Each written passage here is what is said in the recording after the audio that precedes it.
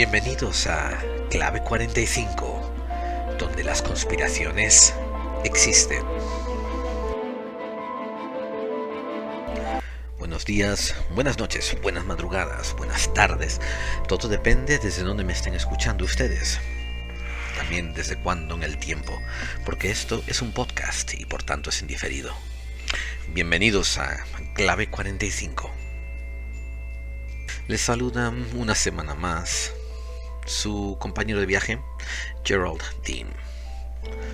Hoy vamos a tratar, como indica el título del podcast, el amplio tema de las humanidades anteriores. Y obviamente nos referimos a las humanidades que son ignoradas por la ciencia oficialista y por los libros de textos universitarios, por los medios de prensa más ortodoxos. Nos estamos refiriendo a la posibilidad de que antes de que surgiese la historia escrita que nosotros conocemos ahora, hubiesen existido otros tipos de humanidades o quizás incluso otros tipos de civilizaciones avanzadas. Es un tema fascinante. Desde luego es un tema que no vamos a abarcar en su totalidad en un podcast. De hecho, lo que hacemos en este es comenzar a abrir la puerta a ese tema tan fascinante. Si ustedes nunca oyeron este concepto, que puede haber gente así, pues quédense con nosotros y escuchen. Si ustedes creen que ya saben todo lo que tienen que saber, pues vamos a darles un par de claves nuevas. Vamos a enfocarnos en dos puntos. En algo que ocurrió a principios del siglo XX, en el Cañón del Colorado, en los Estados Unidos. Vamos a generalizar un poco sobre el campo de las humanidades ancestrales, las humanidades anteriores a la historia, antehistorias. Y como siempre, pasamos entonces a las vías de contacto antes de entrar de lleno en materia. ¿Por qué? Pues porque nosotros somos un podcast que no tiene ningún ánimo de lucro, ninguno. Y lo único que nos mantiene haciendo esto es tener contacto con los oyentes, tanto que nos digan que lo estamos haciendo bien como que nos digan lo que estamos haciendo mal. Un ejemplo de cómo los escuchamos y cómo les tenemos en cuenta sus opiniones es el hecho de que si escuchan atentamente, escuchen con más atención. No hay música de fondo. Eso es en respuesta a tanta gente quejándose de que o que les aburría o que los distraía tanto la música de fondo. Así que hemos empezado a pasar a prescindirla en la mayor parte de la parte en la que estoy haciendo yo estos monólogos. Espero que lo aprecien. Por favor, si tienen tiempo, mándenos un comunicado, escriban en el muro de iVoox o usen alguna de estas vías de contacto. Nuestro correo electrónico es laclave45, el 45 va con un número, 45, @mail.com, mail.com. Nuestra web es laclave45 y el 45 también va con un número, .wordpress.com. Tenemos presencia en Google+. Búsquenos por podclave45, también con número. Y estamos en Twitter, búsquenos en @laclave45 y el 45 con número. También tenemos página de Facebook. Estamos en clave 45 con número.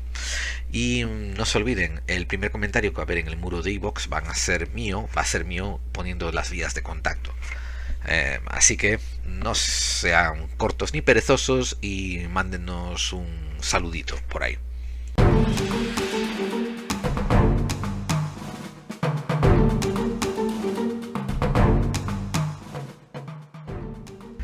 Hoy en Buscando Claves empezamos con humanidades ancestrales. El tema de humanidades ancestrales, humanidades antehistóricas, como las llamo yo, es muy allegado a mi corazón. Es uno de los temas que me ha hecho permanecer indagando, haciendo pesquisas dentro del mundo del misterio, a pesar de que muchas veces que estaba a punto de tirar la toalla sobre temas de misterio, basándome principalmente en la cantidad de bulos, de farsantes, de medias verdades, medias mentiras, de mentiras completas, que puebla el mundo del misterio, pues fue siempre este tema de humanidades ancestrales que me hizo volver a mis raíces. Lo bueno del tema de humanidades antehistóricas es que hay una fuente que pueden decidir ignorarla o pueden decidir abrazarla, pero para todos es referente. Obviamente estoy hablando de la narración sobre la Atlántida de Platón. Por si acaso hace falta recordarlo, Platón introduce unos relatos sobre una tierra llamada la Atlántida, que en el momento en que está haciendo el relato ya está desaparecida, y la introduce en dos diálogos llamados Timeo y Critias.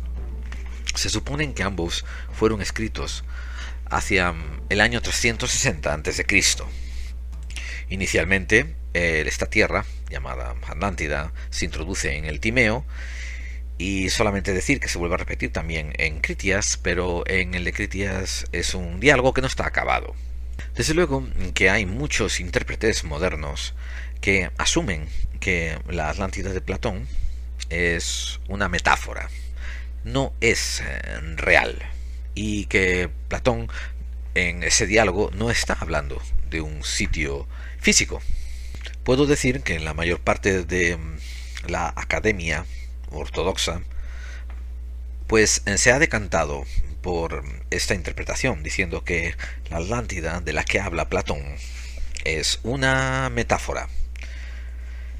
Pero hay un par de puntos que debieran de llamarnos la atención. Y uno de los inconvenientes que le veo a asumir que esto es únicamente una metáfora es que Platón se molesta en establecer una cronología que no solamente se atiene a la creación y destrucción de Atlántida, sino que además existe una cronología del relato, cómo es pasado y cómo llega hasta el momento en que lo está contando. El que habla en los diálogos, el que habla sobre la Atlántida se llama Critias, y él dice que este continente de la Atlántida existió hacía ya más de 9000 años, desde el momento en que él estaba contando este cuento. Este punto nos hace inferencia a que los griegos no pensaban que el mundo había iniciado con ellos, ni siquiera con sus dioses olímpicos, ni siquiera con los dioses titánicos. Vamos, ni siquiera con la mitología griega. Ellos, Platón, al decir que hay alguien que está hablando de eventos que ocurrieron hace más de 9000 años y lo dice con toda naturalidad sin que nadie cuestione la veracidad de que eso sea posible o no en el diálogo, quiere decir que los griegos, o al menos la narrativa de este griego, es que es perfectamente consciente de que hay cosas anteriores a ellos. Y el segundo punto es que Platón se molesta en hacer como una genealogía del relato. La historia de la Atlántida es transferida, es contada a Solón cuando viaja, cuando se encuentra con unos sacerdotes egipcios. Solón después le pasa este cuento a Drópides, que es el tatarabuelo de Critias. Y ahí Platón se molesta en contar cómo llegó. Después dice que el tatarabuelo de Critias se lo pasa a Critias el viejo, que es el abuelo de Critias, y este se lo cuenta otra vez a sus hijos y a sus nietos. Y así le llegó la historia. Por tanto, Platón no dice dejadme contaros una alegoría o dejadme contaros un cuento que sirva para ilustrar. Platón dice fijaros lo que ocurrió. Ahora que nosotros seamos tercos y creamos que sabemos más que Platón y decidamos decir que esto no ocurrió, que no existió y que es una alegoría, allá cada quien con su conciencia. La Atlántida se presenta como un imperio bastante afortunado, con muchos recursos y de gente piadosa, etcétera. Una ciudad, una tierra, una civilización bastante utópica. Pero eventualmente Él se dedica a empezar a intentar conquistar las tierras conocidas como de Asia y de Europa y esclaviza a la gente que conquista. Un punto de contención a favor de los que dicen que esto tiene que ser un mito griego es que los griegos se presentan a sí mismos como preparados para salvar al resto del mundo contra los atlantes, en una batalla contra los atlantes y defender la independencia mundial. Bien, eventualmente viene un cataclismo que dice que hunde a la isla en los mares en un solo día y una sola noche. Lo curioso es que el mito de la Atlántida, por haber sido escrito por Platón y Platón haber sido tan reverenciado por tantos historiadores y tanto estudioso, pues recibió mucha prominencia.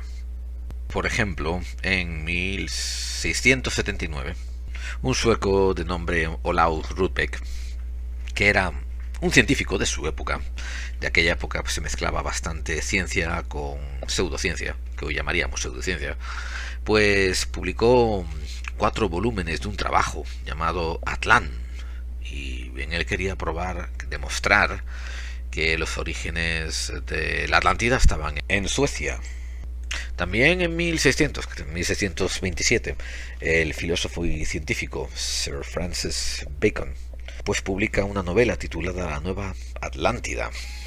Y 2 siglos después, en 1882, aparece un americano llamado Ignatius L. Donnelly que publica Atlantis, el mundo antediluviano, y en él toca un montón de diferentes fuentes para hacer hipótesis acerca de dónde debe de estar la Atlántida.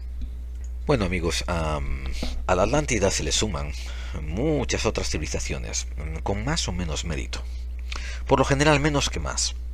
Tiene después el mito de Lemuria, la fantástica e encontrable continente de Mu, y después los testimonios de nativos de diferentes orígenes y razas. Por ejemplo, cuando a los mayas les preguntó quién había construido ciertos palacios y ciertas edificaciones, ellos dijeron que no sabían, que cuando habían llegado ya estaban ahí.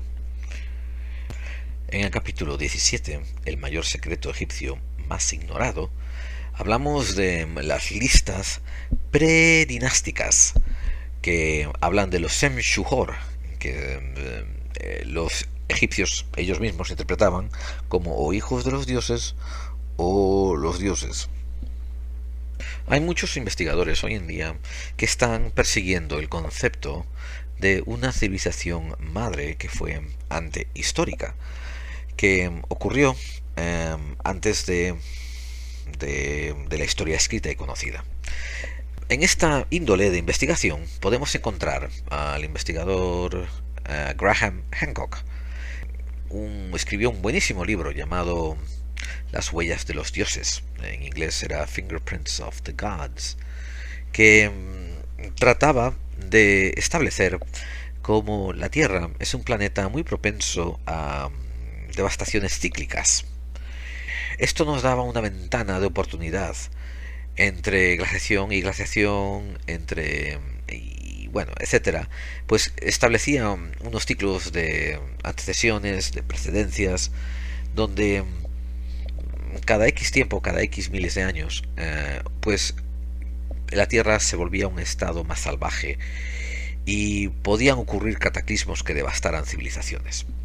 A esto se le añadieron otros estudiosos que han hecho trabajos bastante teóricos, pero relativamente bien fundados, donde hablan de los efectos de un cataclismo sobre una civilización como la nuestra. Y créanlo o no, les asuste o no, muchos de ellos están llegando a la conclusión de que nos llevaría de vuelta a la edad de piedra. Bien, esto se hilvana un poco con ciertos escritos religiosos que hablan de diferentes etapas en la vida del ser humano. Estamos hablando de otras civilizaciones, estamos hablando de otras humanidades, y que algunos libros religiosos también dicen que estas humanidades deevolucionaron, o sea que se volvieron más salvajes, menos refinadas, y en vez de tener un máxima evolutivo, como está sugiriendo Darwin, pues al contrario, tuvieron una devolución.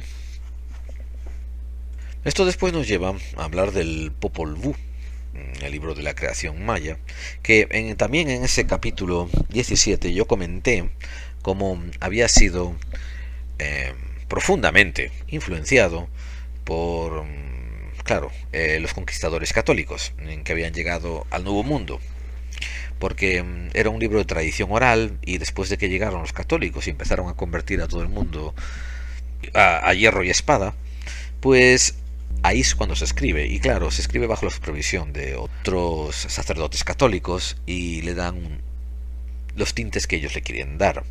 Pero ahí, en el libro Popol Vuh, se habla de que existieron 4 soles o eras, al término de las cuales las correspondientes humanidades o civilizaciones fueron destruidas por diferentes periodos catastróficos, y así volver a empezar. Si sumamos la duración de estas 5 eras, cada una es de 5.125 años. Así que obtendremos un total de 25.625 años. Esta cifra se corresponde con la duración total del ciclo de la precesión de los equinoccios, que es en la que se basa mucho Graham Hancock para establecer sus teorías de humanidades anteriores, antehistóricas. Quizás también debiera de matizar de que a veces el ciclo de la precesión de los equinoccios también es conocido como un año platónico. A través de todo Sudamérica se encuentran indicios a la derecha y a la izquierda de ciertas civilizaciones desaparecidas, que además no suelen dejar ningún registro histórico. Por ejemplo, podemos hacer énfasis en la civilización Paracas. Paracas tiene el significa viento intermitentes que azota con gran fuerza la región, o esta civilización a la que se le dio el nombre de este viento. Se le destacan sus descubrimientos arqueológicos porque tenían unos bordados muy elaborados y de gran belleza, pero en las tumbas se encuentran en zonas inhóspitas, en zonas también cavernosas, pues porque se hallan excavadas en oquedades realizadas en duras rocas. Estas rocas suelen ser de feldespato, incluso de cuarzo, y en elevaciones naturales en un terreno muy árido.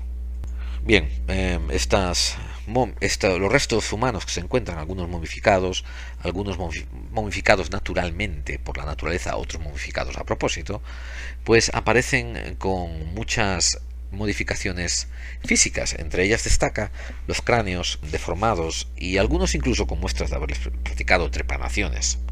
Hoy en día, en los ámbitos más ortodoxos de la arqueología y la antropología, se cree que los toltecas se mezclaron con los mayas, o más bien fueron absorbidos por los mayas.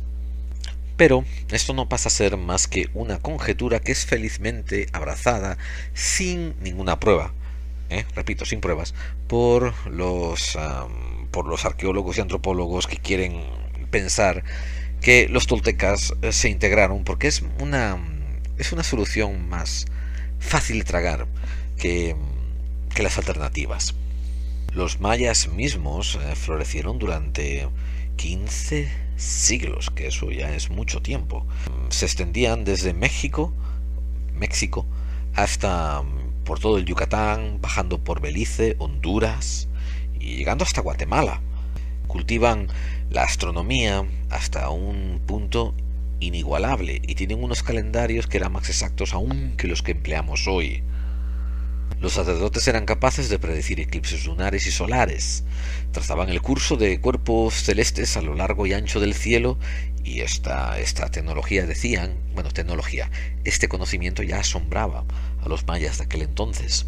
Yo encuentro suficientes indicios, tanto en relatos de religiones ancestrales como en pequeños indicios culturales por civilizaciones ahora desaparecidas y que nos dejaron, que me indica de que puede ser que haya algo de cierto en esto de civilizaciones relativamente avanzadas, antehistóricas. Y por otra parte, esto lo contrasto con lo que la biología nos habla de la duración de la evolución, porque estamos encontrando fósiles de semi-humanos, y esto quiere decir humanos en proceso de convertirse Homo sapiens, que tienen a lo mejor 500.000 años de antigüedad, 1.000.000 de años de antigüedad, y después otros más recientes que nos permiten ver el proceso evolutivo de los humanos. Desde luego que hay eslabones que no aparecen, hay lagunas en este proceso evolutivo del ADN humano. Estamos hablando de biología pura y dura. Pero nos hace ver, es muy probable de que el Homo sapiens de hace a lo mejor 10.000, 15.000, 20.000 años era casi igual que el Homo sapiens de hoy en día. Yo casi empujaría esto hasta 40.000 años atrás. Por tanto, fíjense lo que hemos avanzado, y estos son simples estadísticas. Fíjense lo que hemos avanzado tecnológicamente, que no moralmente ni éticamente, pero bueno, tecnológicamente, lo que hemos avanzado en solamente 6.000 años de historia escrita. Imagínense lo que pudimos haber avanzado, habernos destruido, habernos avanzado otra vez, habernos destruido si efectivamente el Homo sapiens lleva 50.000 años por ahí caminando. Esto se enlaza con lo que comencé a decir del Popol Vuh y de las eras de destrucción y creación del hombre. Y ven que las estadísticas, por lo menos, podrían, hablo de hipotético, podrían encajar en lo que nos está hablando la tradición oral. Y esto ha sido más o menos un repasito, un resumen, una sumarización sobre por qué nos debieran interesar las civilizaciones antehistóricas y por qué debiéramos de continuar investigando estos temas. Y nosotros lo haremos y empezaremos a hacer más exposés. Pero ahora quiero pasar a la segunda parte, que esto se enlaza un poco también con la conspiración y se enlaza con el perder la fe en la humanidad. Todo empieza con una historia que acaeció en 1905. Existe un recorte de periódico que se ha salvado, que pertenece a un diario llamado el Phoenix Gazette, que se traduce por la Gaceta de Phoenix, Phoenix siendo una localización en Colorado.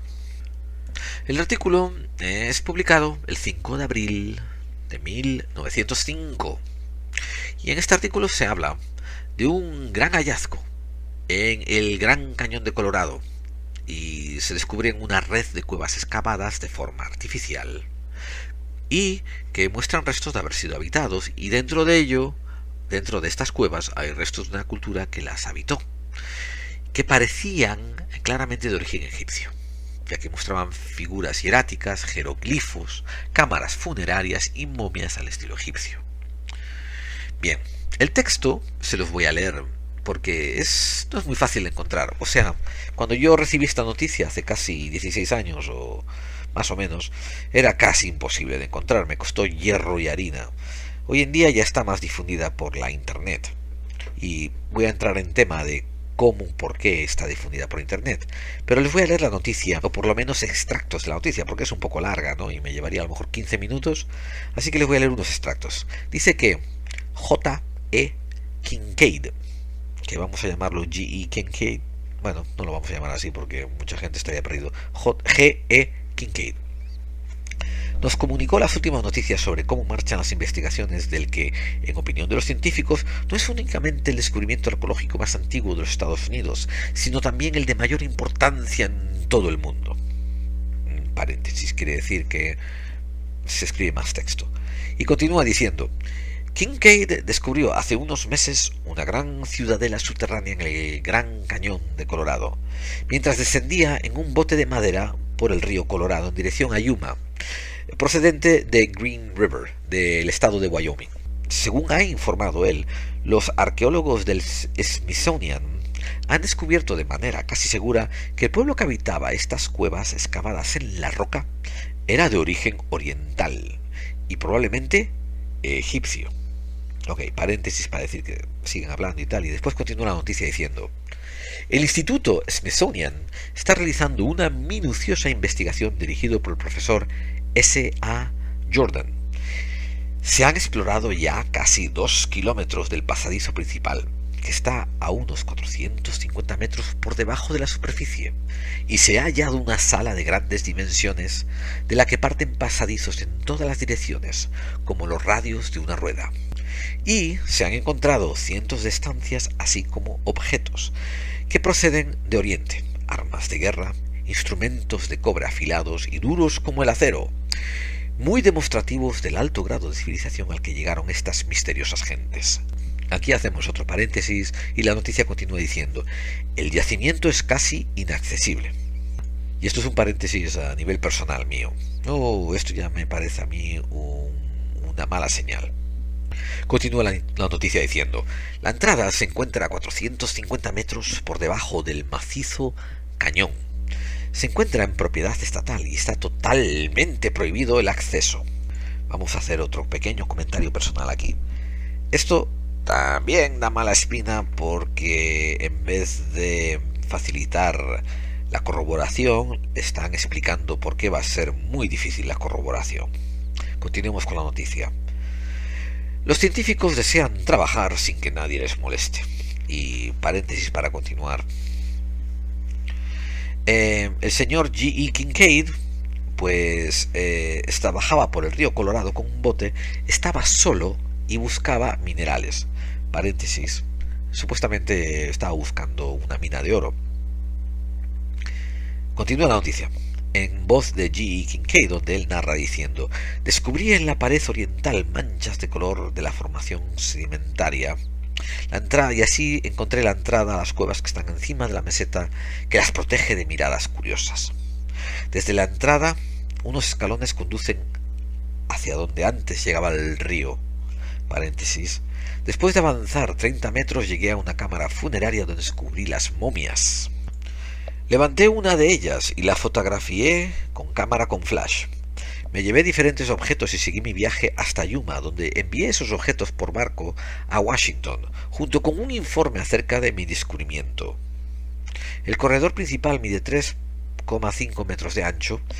A los lados hay cámaras del tamaño de una sala de estar, de las que se accede a través de entradas ovaladas. Estas entradas están sujetadas por arcos que han sido trabajados de una manera tan perfecta que seguramente fueron diseñados por un ingeniero.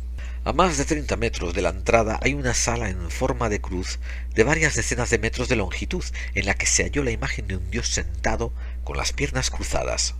En cada mano sostiene una flor de loto o una lila. Ese dios recuerda a un Buda.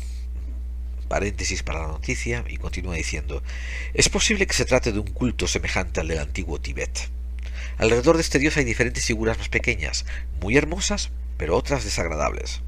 Todas las imágenes están hechas de piedra dura, semejante al mármol. En el lado opuesto de la sala se encontraron instrumentos de cobre de todo tipo. Es obvio que este pueblo dominaba el arte perdido de endurecer ese metal. Paréntesis, dice que se hallaron otros objetos y continúa la noticia diciendo: asimismo, se halló también un metal gris semejante al platino, que hasta el momento no se ha podido identificar. En todas las urnas, paredes y tablas hay misteriosos jeroglíficos en cuyo desciframiento aún se está trabajando. Paréntesis, y continúa la noticia diciendo: hay dos representaciones de animales, una es de tipo prehistórico. La cripta alberga a las momias, la cripta que alberga a las momias es una de las mayores dimensiones de todo el complejo. Las momias son todas masculinas. Las dimensiones del conjunto son impresionantes, podrían albergar a más de 50.000 personas. Y ahí dejamos la noticia, la transcripción de la noticia. ¿Cómo esta noticia de 1905 pues fue ignorada? Bien, yo la descubrí en la década de 1990, más bien entrando ya al año 2000, gracias a el investigador David Hatcher Childress. De aquella, David Hatcher Childress estaba trabajando, formaba parte del club World Explorer Club of Kempton, en el estado de Illinois. Y él decía que se proponía descubrir que el titular era falso. Aquí es donde las cosas se ponen interesantes, amigos. Él más adelante escribió un libro relatando esto, y esto fue lo que yo leí, por esto me llegó a mí, ya en la década de los 90, la información de la investigación que hizo David Hatcher Childress. Porque él se puso en contacto con el Instituto Smithsonian, y el instituto le respondió que nunca habían llevado ninguna investigación, ninguna excavación sobre artefactos egipcios en el cañón del Colorado, y que no sabían nada ni de Kincaid ni de Jordan. Bien, yo ya de aquella tenía exposición a ciertos temas conspiranoicos. Uy, qué mal dicho está eso. Conspiracionales. Recuerden que nosotros no usamos la palabra conspiranoico. Bien, ya que ya tenía ya acceso a mucho material de conspiración, y me estaba dando cuenta de que había un patrón. Ese patrón era que, cuando era posible, los organismos oficiales daban respuestas a las preguntas de una manera no comprometida y, a ser posible, ambigua. Y verán, la respuesta que le dieron el Instituto Smithsonian a David Hatcher Childress dice que ellos no se habían encargado de ninguna excavación sobre artefactos egipcios, y esto es muy importante. También decía que no sabían nada de Kincaid ni de Jordan, y dicho en inglés se puede interpretar que no sabían nada en la actualidad de Kincaid ni de Jordan. Por tanto, las dos cosas podrían ser ciertas. ¿Por qué digo esto? Porque más adelante se producen ciertas revelaciones que indican que muy probablemente el origen de estos pseudo supuestos hipotéticos artefactos en las cuevas del Cañón de Colorado no eran de origen egipcio, sino que serían más bien de origen tibetano. Por tanto, el Smithsonian no habría mentido. Bien, el señor David Hatcher Childress no cesó ahí y continuó investigando, ayudado por el señor Carl Hatt, H-A-T, así es como se escribe, o sea, sombrero.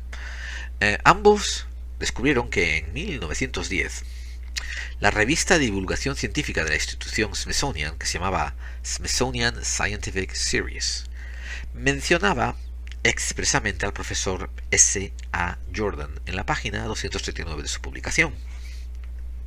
Y ahora está la parte curiosa. También encontraron un mapa con diversos enclaves en la zona septentrional del Gran Cañón, en la que aparecían señalados ciertos puntos geográficos con nombres egipcios. Ahora, David Hatcher Childress dice que fue a preguntar a un arqueólogo del estado acerca de esta elección de nomenclatura, de por qué eligieron llamarlos con nombres egipcios. Bueno, dicen que el arqueólogo le respondió que habían bautizado aquellos lugares con nombres egipcios simplemente porque les gustaban. Y este arqueólogo también miró el mapa y dijo que esa área estaba cerrada por el peligro que entrañaban sus cuevas, de tal manera que nadie podía acceder a aquella zona del Gran Cañón. Bueno, yo ya he comentado en anterioridad de que yo no soy investigador de campo, soy un divulgador. Y yo conocía esta historia por parte de David Hatcher Childress acerca de los descubrimientos en el Cañón de Colorado, y la gente que ha seguido esta historia están relativamente de acuerdo de que si quieres hacer alguna analogía con lo descubierto allá, era probablemente que tuviese más paralelismos con cultura tibetana que con cultura egipcia. Pero lo que hace la situación mucho más comprometida e interesante es ahora la aparición del Instituto Smithsonian. Mucha gente piensa que el Smithsonian es un instituto, que es un instituto nacional, y en cierta forma lo es, pero tiene una curiosa historia. Resulta que el Instituto Smithsonian fue iniciado, digamos que fue fundado en 1846 para el aumento y difusión del conocimiento, con fondos legados a los Estados Unidos por el científico británico James Smithson. Este científico británico, James Smithson, de hecho, nunca visitó los Estados Unidos. La teoría de la conspiración dice que eh, la familia Rothschild usó a este científico británico como una fuente para donar fondos y para crear institución en los Estados Unidos. Repito, esto es la teoría de la conspiración. Aún no se ha encontrado ninguna prueba para respaldar esto. Lo que sí es cierto es que Smithson se comportó como si este legado fuera suyo, porque en su testamento constaba que, de morir su sobrino Henry James Hungerford sin tener herederos, el patrimonio de Smithson pasaría a ser propiedad de los Estados Unidos de América para la creación de una fundación para el aumento y difusión del conocimiento entre los hombres. Por tanto, ¿ves? La teoría de la conspiración, diciendo que esto fue pagado por dinero de los Rothschild, se queda un poco rarita cuando este hombre había hecho un testamento donde si su sobrino hubiera vivido, hubiera tenido descendencia, pues esto nunca se hubiera sido creado. Pero después de que el sobrino de este inglés muriera sin herederos, pues el presidente americano Andrew Jackson informó al Congreso de este legado, de esta herencia, que ascendía a cerca de $500,000 de la época. O sea que dicen que más o menos en dinero de hoy en día sería como $10 millones. Bueno, y hubo un acalorado debate de que si el gobierno federal tenía la autoridad para aceptar este regalo o no, y al final se aceptó esta herencia y se fundó el Smithsonian. Tradicionalmente, el jefe de esta institución, bueno, se le tiene un título, se llama Rector, Chancellor, el rector, el canciller. Pues este cargo, por lo general, ha sido asignado al presidente de la Corte Suprema de los Estados Unidos. Pero, como la institución eligió como emblema un sol llameante, la conspiración dice que esto es un símbolo satánico por excelencia. Y por tanto, una vez más, esta institución es una institución masónica, satánica, Illuminati, etcétera, etcétera, etcétera. Seguro que en el medio también tiene algunos reptilianos por ahí infiltrados. Y mucha gente alega de que la misión principal de esta institución es ocultar todos los tesoros, bienes y objetos arqueológicos que puedan crear un conflicto con el sistema actual, que puedan desbancar las creencias actuales. Es cierto que la institución Smithsonian tiene inmensos almacenes que no abre al público.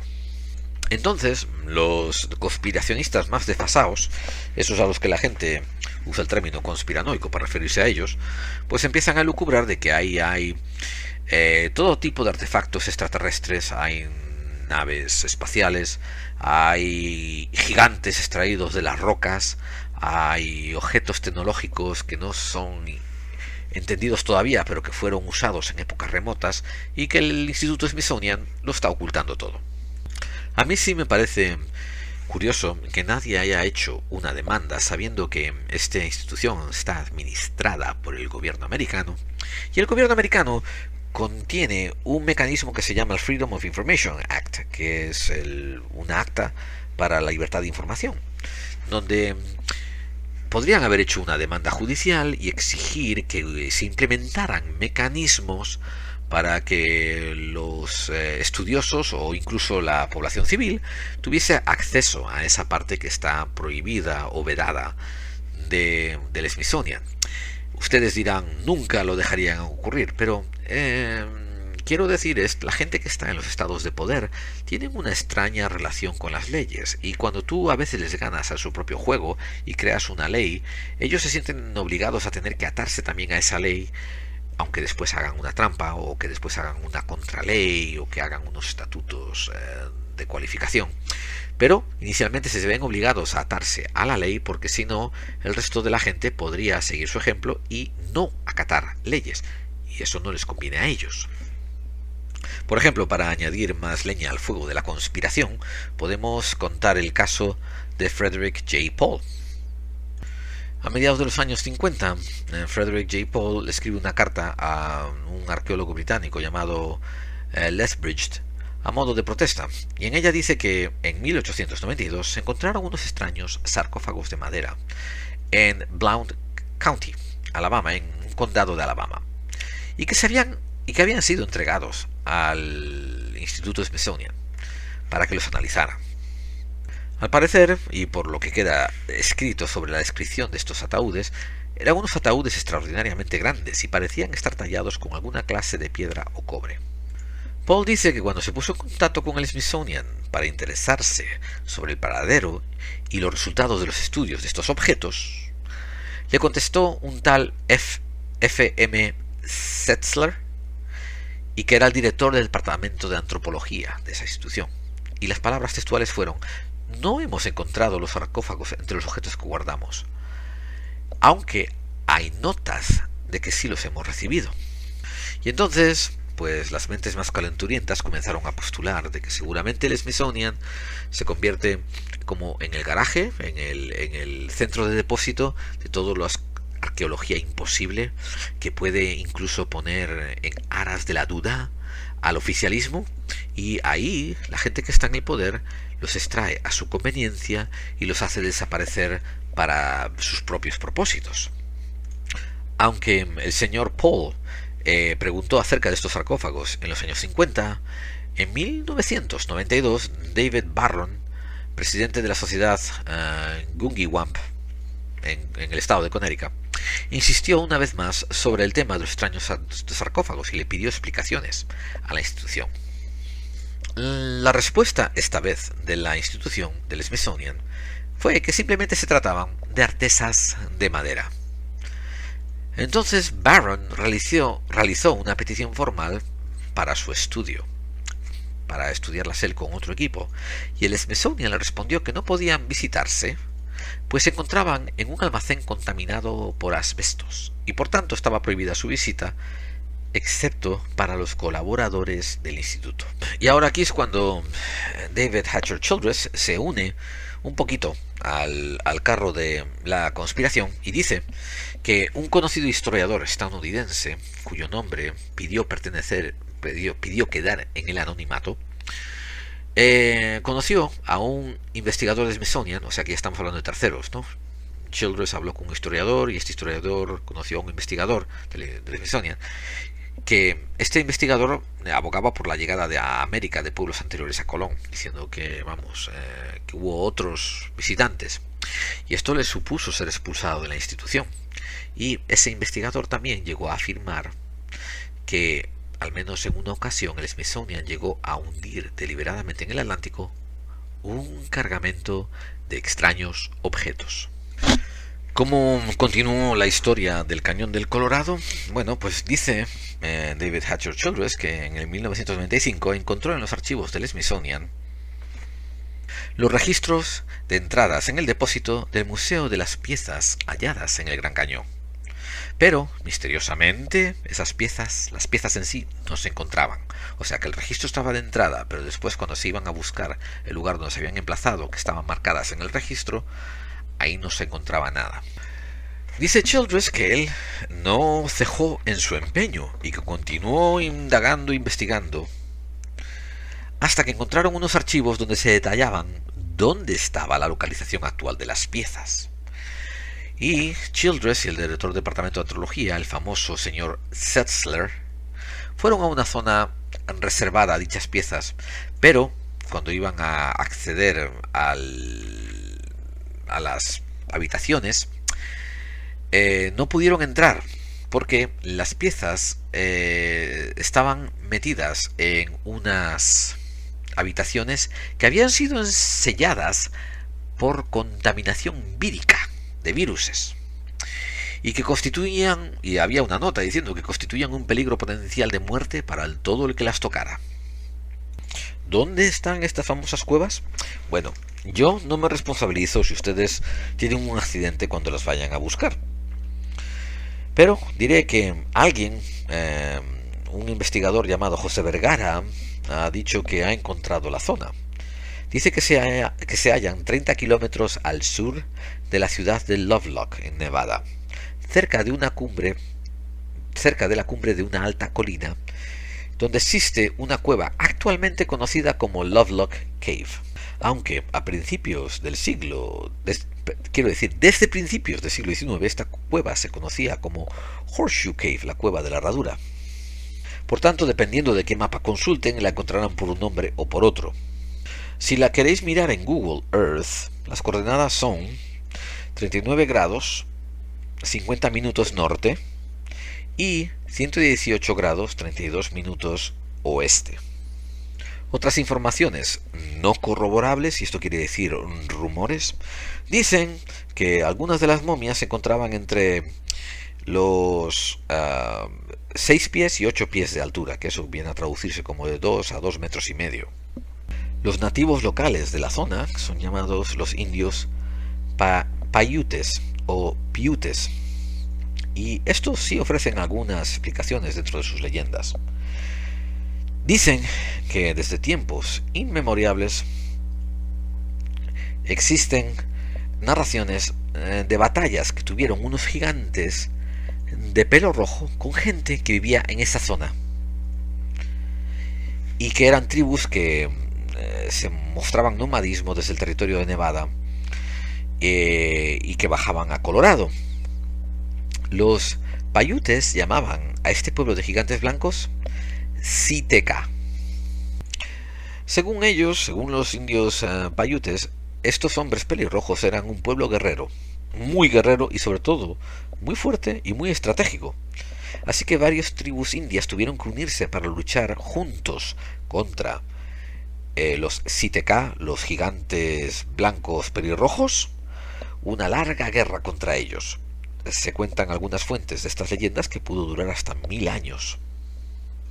Eventualmente hubo una gran batalla donde se emboscaron a traición a estos gigantes y mataron a casi todos, menos unos pocos a los que forzaron a refugiarse en una cueva, que no es otra que la cueva de Lovelock. Los Paiutes querían asegurarse de que esta gente desaparecía, así que le apilaron matorrales a la entrada de la cueva, y los que le prendieron fuego para ahogarlos. Los que salían los mataban. Dicen que así acabaron con todos los gigantes. Entre otras cosas, los indios Paiutes acusaban a los gigantes pelirrojos de practicar el canibalismo, y que esa era la razón por la que peleaban contra ellos. En 1913, un periódico local llamado Review Minor, perdón, me equivoqué de fecha. El Review Minor publicó en 1931 que se habían descubierto cerca del lago Humboldt, en la zona próximo a la ciudad de Lovelock, unos esqueletos. El primero de estos esqueletos medía 8 pies, que son como 2 metros y medio de alto, y parecía haber sido envuelto en un tejido como una goma similar a los que usaban los egipcios. El segundo esqueleto medía 10 pies de alto, que viene a traducirse como 3 metros de altura. 8 años más tarde, el mismo periódico, el Review Minor, del 29 de septiembre de 1979, publicó que otros misteriosos esqueletos aparecieron en el rancho Friedman, cerca de Lovelock, y que medían 7 pies y 7 pulgadas, cerca de 2 metros y 30 centímetros. Lo que las leyendas no daban puesto de acuerdo era cuándo ocurrió esta guerra. Algunas de las leyendas hablaban en generaciones de que ponía estas guerras, el exterminio de los gigantes estos pelirrojos, enemigos de los Paiutes, hacía 500 años atrás, mientras que otras leyendas lo ubicaban hace 1400 años atrás más o menos.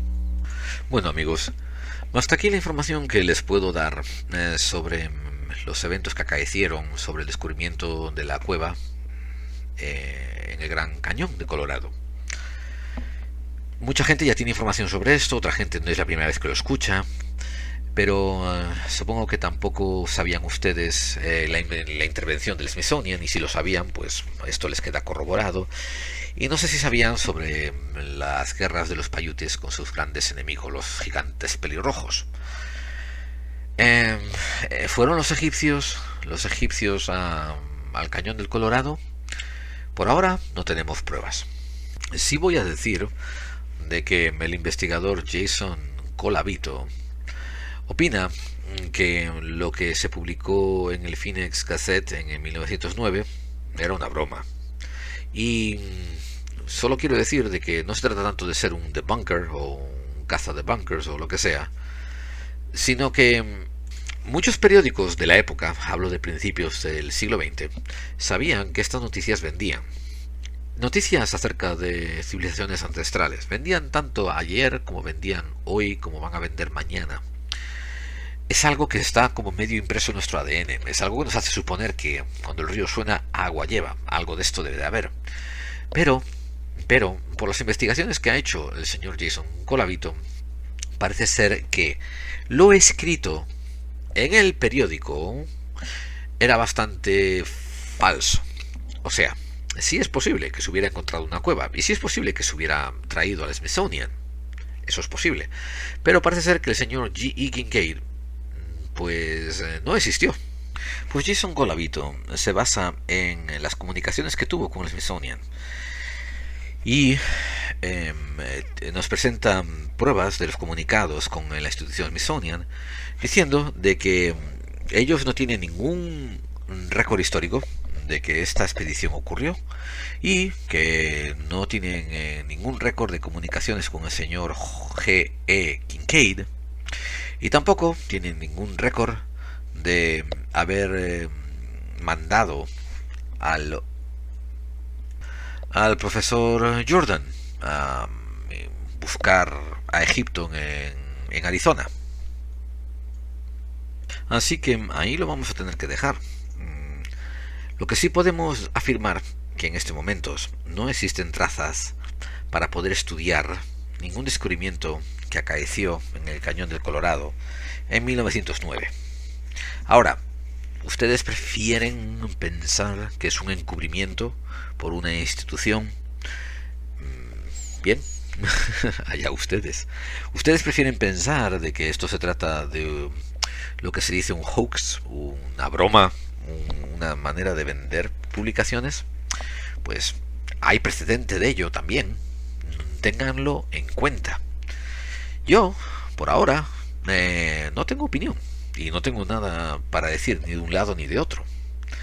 Sí voy a comentar, totalmente a fuero personal, de que aunque esto sea un hoax o a lo mejor esto sea una conspiración, pues ni quita, ni demuestra, ni prueba nada, porque ya que no hay artilugios fehacientes para investigar, pues no vamos a avanzar nada en investigaciones de civilizaciones antehistóricas. Y si fue una broma para vender periódicos, pues tampoco vamos a avanzar nada. Lo único que podemos hacer, si somos cautos, es mantener el oído pegado al suelo para intentar ver si aparecen nuevos indicios. Y repito, sería muy interesante exigirle al gobierno americano que abran unas vías de investigación acerca de las cosas ocultas dentro del Smithsonian. Porque, como dice el refrán gallego, a verlas haylas. Y hasta aquí buscando claves.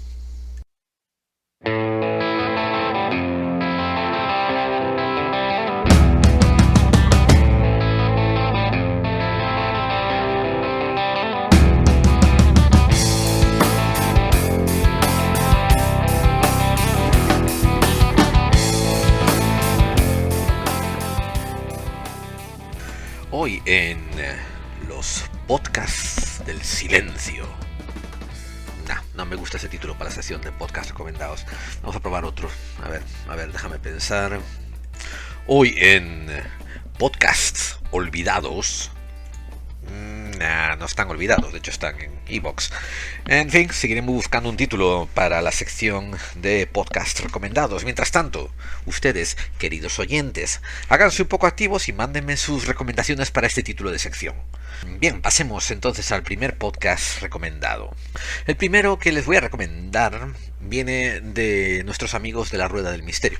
Una vez, matizo, cuando diga amigos de, amigos cuales y amigos cuales, no es porque nos vayamos de copas, es porque los quiero mucho y ellos no tienen ni idea de quién soy yo, ni que existo, ni que los escucho.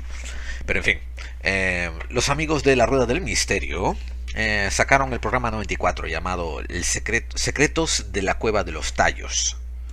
Y se sentaron con la investigadora Deborah Goldstern y se pusieron a hablar de muchos detalles que no son sacados al frente cuando se habla de la famosa Cueva de los Tallos. Así que altamente recomendado. El siguiente que les recomiendo es el buenísimo, el incomparable, el genial, el excelentísimo programa La Escóbula de la Brújula. Es de hecho un programa de radio, pero que también está aquí en los podcasts de iVoox. Y este es de la tercera temporada y es el programa número 19, titulado Diluvios Universales. Y trajeron a José Rafael Gómez, el autor de La Atlántida de Gil Gámez, que es un libro excelente, altamente recomendado. Si nunca oyeron hablar de ello, háganle un Google, échenle un ojo, que bueno, les va a encantar ese libro. Pero, repito, este podcast también altamente recomendado por la calidad de los contertulios y la información que van a hallar en él. Y bueno, y hasta aquí podcasts recomendados, esperando encontrar un título bueno para esta sección.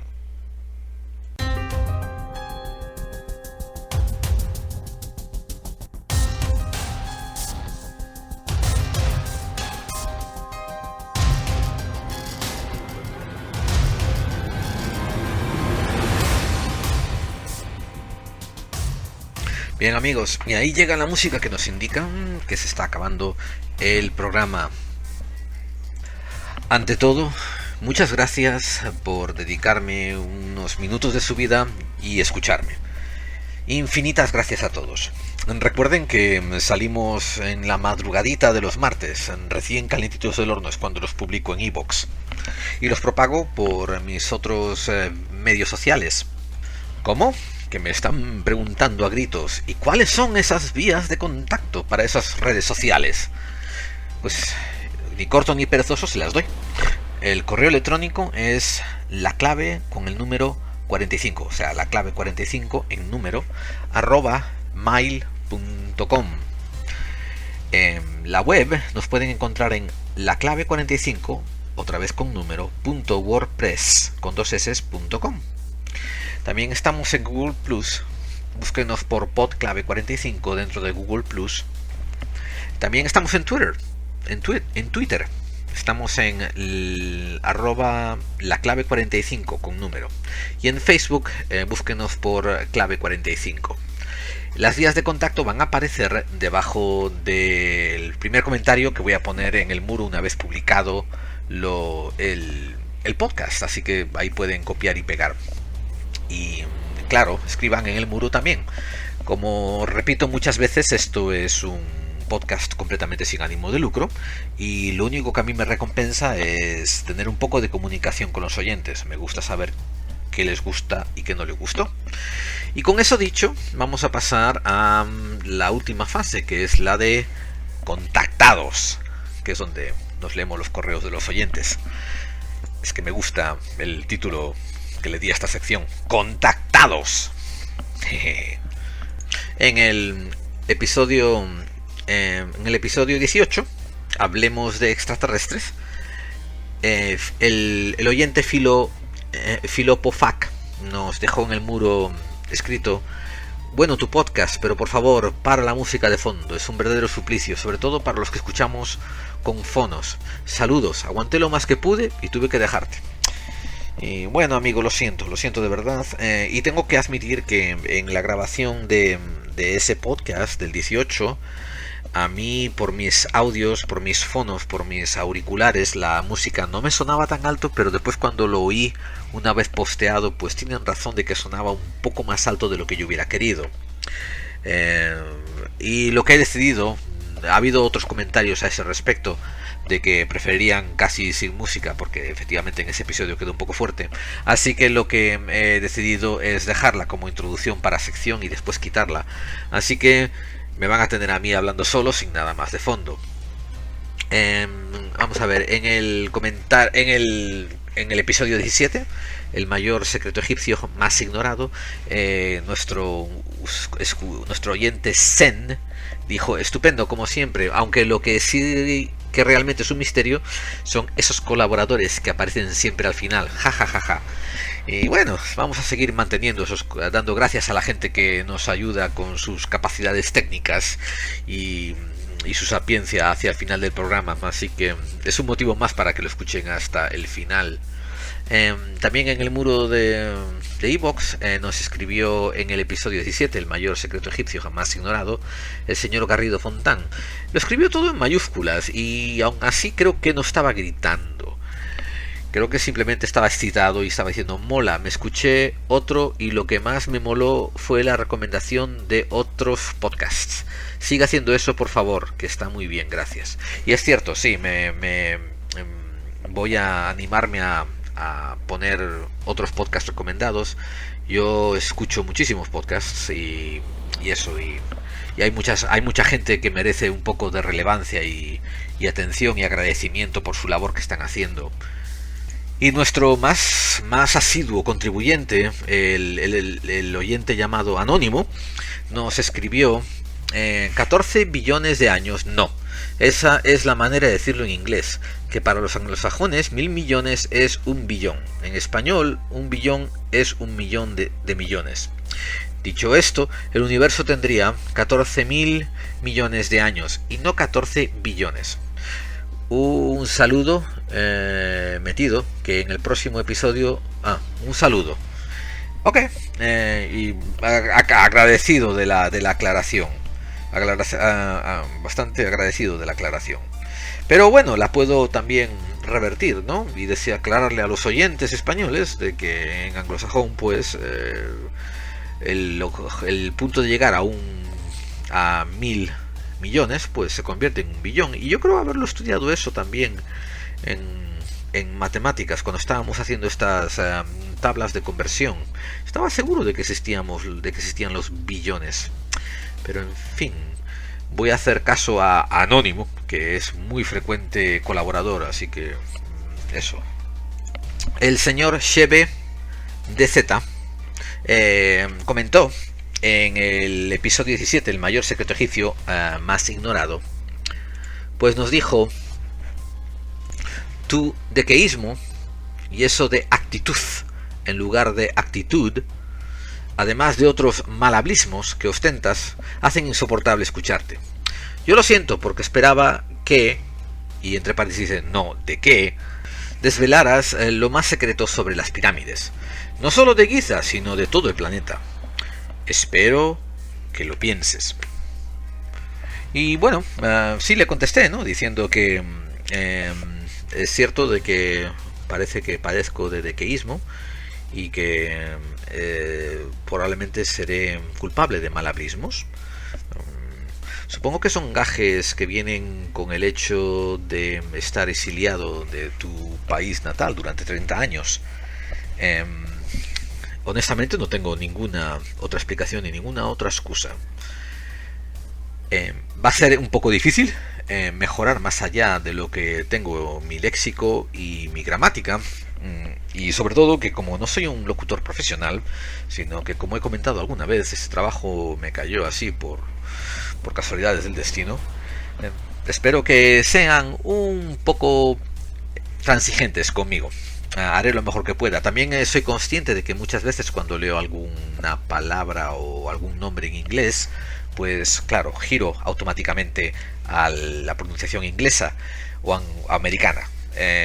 Y espero que me perdonen los que a ustedes les siente mal que haga eso. Pero es terriblemente complicado tener que cazarme a mí mismo, ¿no? Y soltarlo con tonalidad española. Así que pido ya por disculpas por adelantado por las meteduras de pata que pueda hacer en el futuro así. Gracias, Shebe, por darnos tu opinión sobre esto. Son puntos que uno puede mejorar siempre. Y también nuestro amigo Carlos Rey, que ha contribuido en varios podcasts. Esta vez también contribuyó en el episodio 18, en Hablemos de Extraterrestres. Y se partía el pecho de risa. Decía: juas, te vas a tener que doblar al final, Gerald. Y sacar la musiqueja esa que tanto incordia al personal. A mí no me molesta, pero tampoco le veo que mejore el podcast. El contenido me gustó mucho. Bueno, gracias Carlos, de verdad, gracias. Y gracias por tomártelo con humor. Como ves, también hemos decidido sacar la música, excepto al final. Al final la vamos a dejar un poco así de fondo, solamente para recordar nuestros orígenes. Y el oyente Surgeon, que en inglés sería surgeon, como cirujano, Nos escribió también en el podcast 18, Hablemos Extraterrestres: buen podcast, pero la música de fondo raya bastante, no es necesaria. Y digo, es una serie de comentarios que la gente hizo ya acerca de la música, así que gracias a todos por dejármelo saber, lo aprecio muchísimo. Y como pueden ver, una cosa que cuesta tan poco, pues soy servicial y lo corrijo y lo elimino. ¿Qué más? EPR, saludos desde México. Considero que tu podcast es uno de los que aporta una visión muy objetiva acerca del mundo del misterio, dejando de lado las versiones oficialistas, las más comunes del mundo conspiranoico, para poder formar cada quien su criterio propio. Y a mí me sentó excelente este comentario, porque honestamente esa siempre fue la intención de Buscando Claves. Sí he omitido con frecuencia el explicar que ese es el objetivo de Buscar Claves, porque al contrario de otros muchos programas, nunca me he molestado en decir y allá cada cual que forme su opinión, o esto es lo que nosotros presentamos y el público que opina en lo que quiere, porque vamos, yo opiné siempre que a final de cuentas todo el mundo tenía que tener su propia opinión, y nunca he deseado ni transformar ni forjar la opinión de nadie. Hemos sido conscientes siempre de que dando claves es para que cada uno agarre de las claves que damos lo que crea más conveniente, y si no le gusta nada ninguna de ellas, por lo menos que se ría un buen rato de cosas que le pueden parecer disparatadas. Eso es también completamente válido. Quiero hacer una última mención a un seguidor nuestro de Twitter que me pilló 100% de sorpresa. Como muchos habrán podido apreciar, no estamos muy activos en Twitter, más que nada hacemos anuncios o retuiteamos alguna cosa que nos gusta de la gente que nosotros seguimos, que tampoco seguimos a tantos, para ser sinceros, y tampoco tenemos tantos seguidores. Pero así de la nada me llegó un seguimiento del autor y divulgador Marcus Polvoranka, y esto fue completamente inesperado. Yo he leído varios libros de Marcus Polvoranka y lo admiro bastante. No puedo decir de esos que soy fan, de que cuando el hombre sale a dar una conferencia yo estoy ahí con la pancarta: Marcus, queremos un hijo tuyo y tal. pero sí le tengo muchísimo respeto y lo admiro, así que él me esté siguiendo en Twitter, obviamente ya corrí a hacerlo recíproco. Me encantó su libro de la Gran Pirámide Invertida de Toledo, y lo recomiendo. Yo lo recomiendo, me encantó, me pareció muy bien documentado y muy ameno, muy fácil de leer, y sin embargo con bastante profundidad. Una novela muy interesante. La recomiendo. No digo que está entre mis libros de cabecera, porque soy bastante selectivo. Tengo básicamente 5 libros de cabecera, o quizás 10.